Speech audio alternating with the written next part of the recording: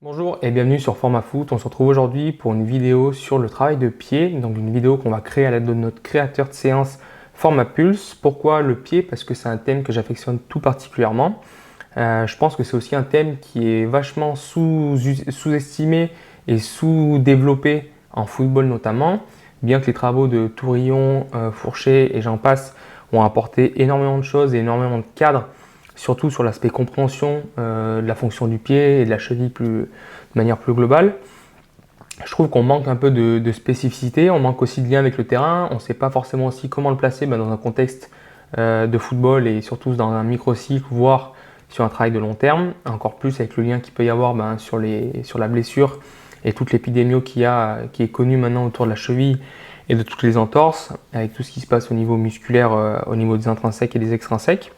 Donc voilà, l'idée c'est de vous montrer un peu comment j'arrive à organiser un peu cette contrainte, comment j'essaye en tout cas dans ma semaine d'entraînement. Donc on va voir l'exemple ici d'une séance de J+2, donc des séances de reprise avec des choses que j'aime bien organiser autour du pied, avec une grosse contrainte de stabilité. Il y a une partie un peu proprio aussi que j'aime beaucoup, tout en gardant quand même un canevas qui est organisé sur une sollicitation que j'aime aussi beaucoup faire depuis plusieurs années maintenant, de resollicitation un peu des tissus dans différentes contraintes, beaucoup d'aspects concentriques, un peu d'excentrique sous-maximal et surtout avec beaucoup d'amplitude. Donc ça, c'est des composantes aussi que je veux garder. Donc on va voir un peu comment moi j'essaye de conserver tout ça. Alors pour commencer déjà, qu'est-ce que serait une séance de pied, en tout cas même de travail musculaire sur le bas du corps sans une entrée de mobilisation et notamment avec les rotations articulaires. Donc je vais directement aller dans la barre de recherche pour rechercher un peu tout ce qu'on a mis déjà sur les rotations articulaires et pour le coup ici de la cheville que j'ai ici. Donc vous avez la vidéo comme d'habitude à chaque fois avec les explications ou au moins la démonstration des exercices.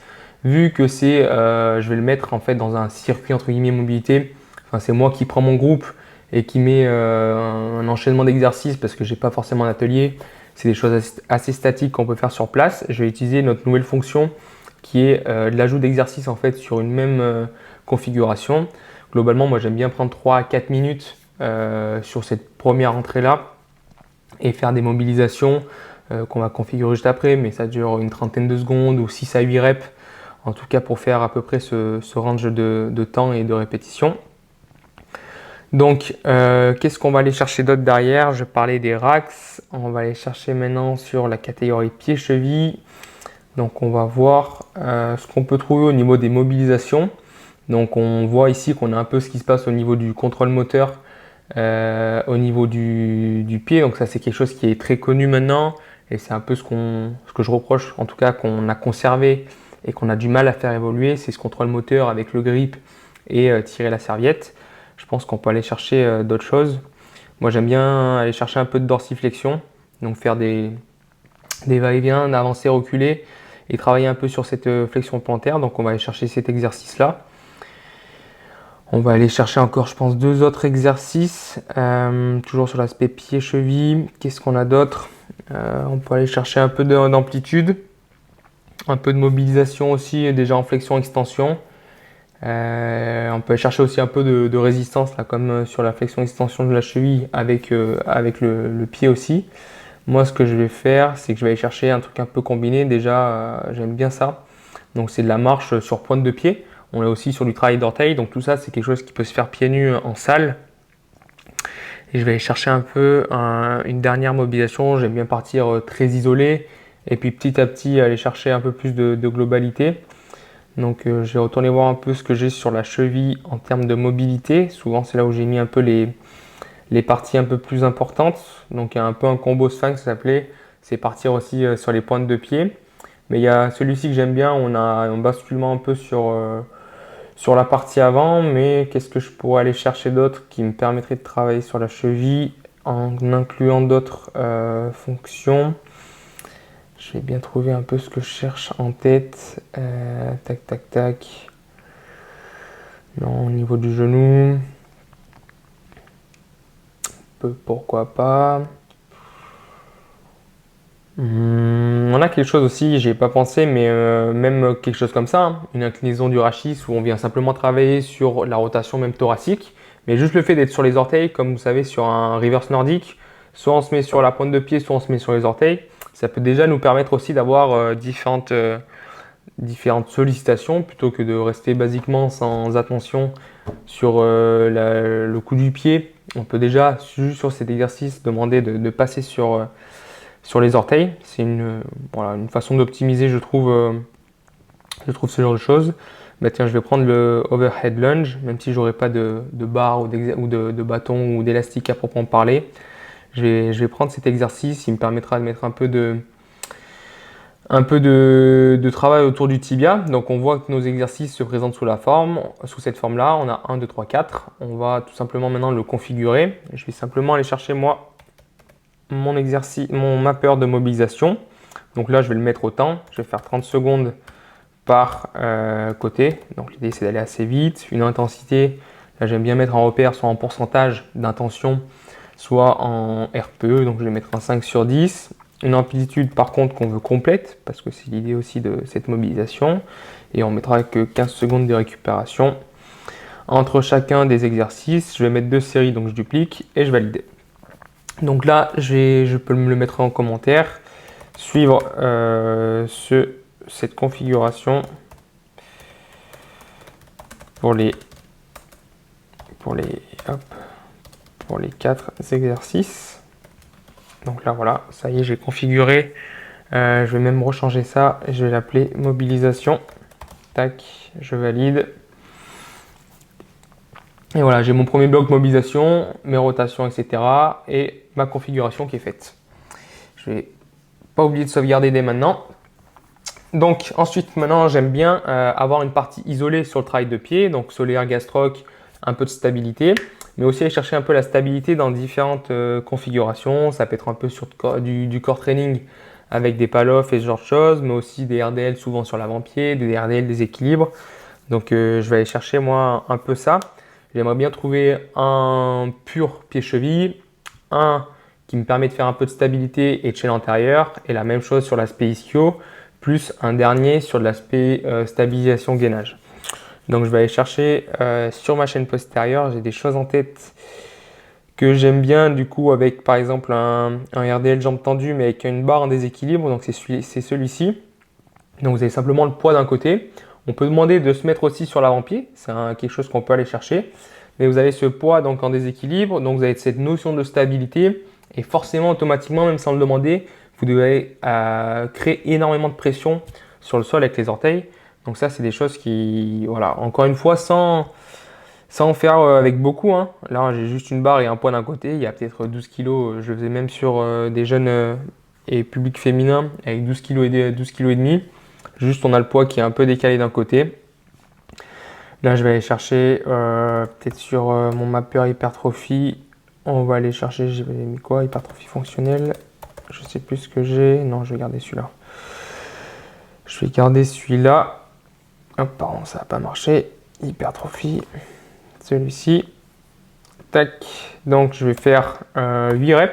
Tempo 2. 2 secondes de blocage en bas pour bien rester. Une seconde de remontée, je ne veux pas forcément de vitesse.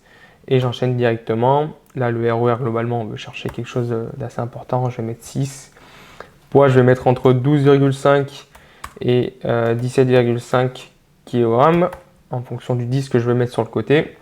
Et je mettrai 45 secondes de récupération sur 2 séries. Donc là, une fois que j'ai fini mes mobilisations, souvent je mets des circuits. Donc là, si je prends mes 4 exercices qu'on va choisir ensemble, je vais faire par exemple départ toutes les minutes, départ toutes les minutes 15. Les joueurs ou les joueuses restent 2 séries d'affilée sur l'exercice, puis on effectue une rotation. Donc on a notre chaîne postérieure. Maintenant, on va aller chercher ce qu'on a au niveau de la chaîne antérieure. Donc là, on a différentes choses aussi. J'aime bien travailler des fois juste un back lunge, mais je vais le mettre par exemple celui-ci, même ça me paraît plutôt bien. Que je vais mettre, donc vous avez vu, il y a beaucoup d'amplitude sur la jambe arrière, c'est volontaire. Mais là, je vais la demander par exemple de mettre avant-pied sur le pied avant. Et je vais simplement mettre mon focus. Des fois, je peux même mettre aussi juste un disque pour être sur du front foot. Et tout simplement avoir mon exercice de quad, donc jambe gauche, d'étirement un peu de ma chaîne antérieure globale, quad, psoas, jusqu'à l'insertion des abdos sur la partie arrière, mais en temps de couplage avec mon exercice de pied. Là, celui-là, je vais mettre plutôt 2 reps. Hop, on enchaîne, pareil, l'idée c'est pas d'avoir de la fatigue. On met pas de charge, 45 secondes à peu près de récupération, 2 séries. Donc là, j'ai chaîne poste, chaîne hante. On va aller chercher le pied-cheville directement. Donc là, il y a énormément d'exercices. Je suis encore en train d'en rajouter. L'idée, c'est d'avoir un peu vraiment tout ce qu'on peut avoir sur maintenant ce qui se fait au niveau du pied. Donc le complexe pied-cheville, le premier rayon, le foot bridge. Voilà, vraiment avoir toutes ces composantes et pouvoir les intégrer, du combo solaire, du gastroc, du travail sur vraiment le gros orteil, le fléchisseur de la luxe. Enfin, l'idée, voilà, c'est aussi d'avoir là pour le coup quelque chose d'assez simple. Il y a les inverseurs, les éverseurs avec de la dorsiflexion. Il y a même de la K-box sur les mollets en excentrique. Il y a du proprio foot. Il y a énormément de choses.